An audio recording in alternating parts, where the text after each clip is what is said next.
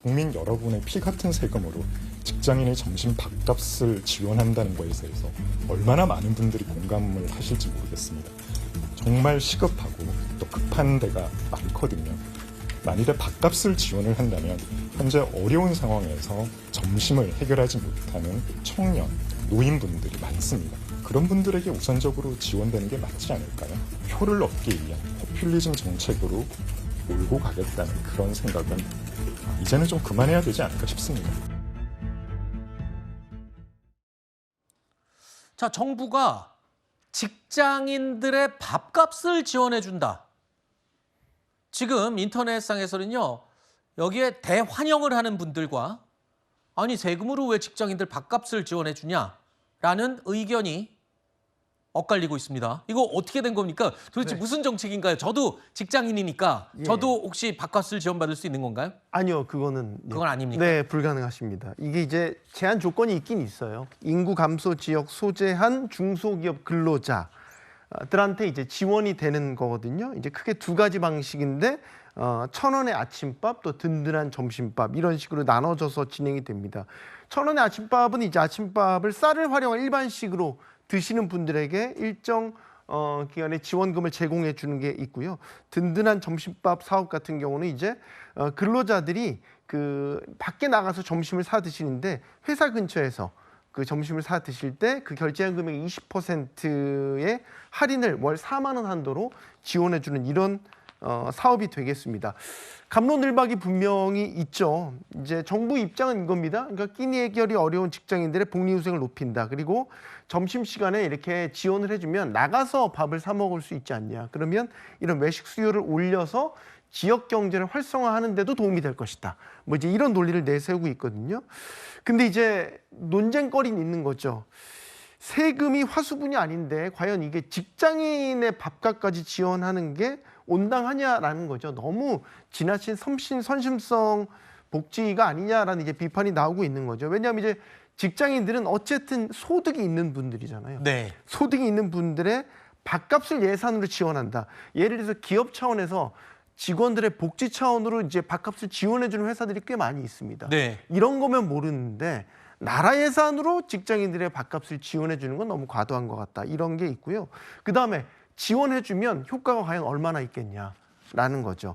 그러니까 이거를 혜택을 받으시는 분들도 있고 못 받는 분들도 있거든요. 네. 그런 분들 형평성 문제도 있고 그 다음에 나중에 이게 지나고 나면 오히려 회사 근처에 식당에 그 점심 한 끼 값을 올리는 가격 인상의 요인이 될 수도 있다. 그러면 지원이 돼도 네. 여전히 또 더 비싸진 값은 효과가 또 상쇄돼서 네, 없애버릴 수가. 상쇄돼버리겠죠. 그러니까 이런 부분들에 지금 갑론을박이 치열하게 벌어지고 있는 겁니다. 네, 지금 검토 중인 거죠, 그러면은. 아직 이제 국회 심의를 받아야 되기 때문에 네. 편성만 그렇게 된 거고요. 네. 근데 이 밖에도 지금 몇 가지 이제 선심성이라고 비판되는 사업 항목들이 있죠. 뭐 예를 들면 이름만 바꾼 청년 뭐 예를 미래적금이라든지 네네. 이런 것들이 이제 이전 정부에서도 계속 비슷하게 해왔었는데 성과가 크지 않은 거다. 뭐 이런 식의 비판들도 있거든요. 아마 네. 국회 예산 심의 과정에서 많은 부분들이 이제 걸러지거나 얘기가 될 겁니다. 네.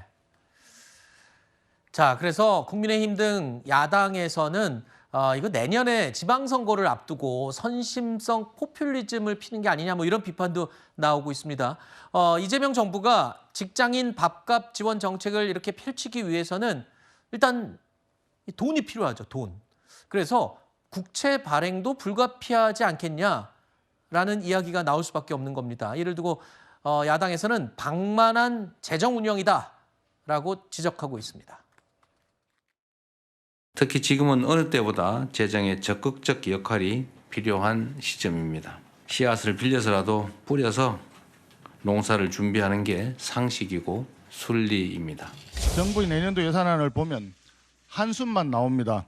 국가 채무가 단 1년 만에 142조 원이나 증가해서 1,415조 원을 넘어서게 되었습니다. GDP 대비 국가 채무 비율이 사상 최초로 50%를 넘어서 51%입니다. 기업하기는 더 힘들어지고 세금은 더욱 걷기 힘들어지는데 지출만 급증하는 방만한 재정 운용이 계속되고 있는 것입니다. 또 복지 정책은 베푼 다음에 다시 되돌릴 수가 없는 게 또 가장 큰 특징이죠.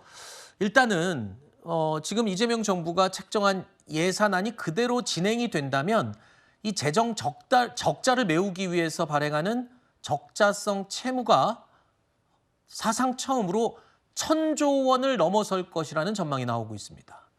자, 나라 빚이 적자성 채무가 1,000조 원을 넘는다. 그러면 일단은 저게 당장 갚는 게 아니고 나중에 천천히 이 적자를 메우게 되는 것이거든요. 그렇다면 쉽게 말해서 지금 꺼내 쓰고 네. 우리 다음 세대, 우리 자녀들이 갚아야 될 돈이 1,000조 원이 넘는다는 말이 되는 거잖아요. 네, 그렇죠. 이게 이제 적자성 채무라는 게 그래서 이게 질이 좀 나쁜 채무다라고 네. 이야기를 하는 거죠. 당장 세입으로 메꿔지지 않는 부분을 어쨌든 돈을 써야 되니까 예를 들면 적자 국채 같은 걸 발행을 해서 지게 되는 빚, 이런 국가 채무를 이제 적자성 채무라고 합니다. 이게 지금 이제 올해 워낙 이제 슈퍼 예산 편성이 됐기 때문에 2020년도 예산안이 슈퍼 예산 편성이 됐기 때문에 크게 늘어나고 이재명 정부 임기 동안도 지금 중기관리재정 계획을 보면 꽤나 많이 늘어나게 되거든요. 그래서 국가 채무 비율이 내년이면 처음으로 50%를 넘고 이재명 정부 임기 동안 아마 지금 예상으로는 50%대 후반까지 늘어날 것으로 보입니다. 그러면 예전에 정부에서 세웠던 사실상의 재정 준칙, GDP의 3% 이내에서 지출 증가율을 억제하겠다. 이거는 사실상 수포로 돌아가는 셈이 되고요. 더 큰 문제는 이제 세입 기반이 강화되지 않는다면 네. 이걸 고스란히 이제 미래 세대가 짊어져야 될 빚으로 떠안게 된다라는 거죠. 근데 이제 이게 계속해서 적자 국채 이번에도 110조 원 넘게 발행을 하잖아요. 발행하고 나서 나중에 갚아도 되긴 되는데 그 사이에 이제 이자 부담도 계속 커지는 그렇죠. 그런 이제 크고 작은 문제들이 있고, 그다음에 또 하나 문제는 이제 적자성 채무 말고요, 금융성 채무라는 것도 있어요. 이건 이제 그 소위 말해서 갚을 수 있는 자산이 있기 때문에 상대적으로 좀 괜찮은 채무라고 인식이 되는데 여기에 대한 해석도 지금 분분해요. 네. 예를 들면 여기에서 분류된 채무 중에서 진짜 이게 금융성 채무냐, 이것도 실질적으로 적자성 채무로 봐야 되는 것 아니냐, 이런 부분들도 지금 논란이 있거든요. 네. 이게 아마 심의 과정에서 계속해서 이야기가 될 것 같습니다. 알겠습니다. 일단 국회에서 어떻게 처리가 될지 지켜봐야 되겠죠.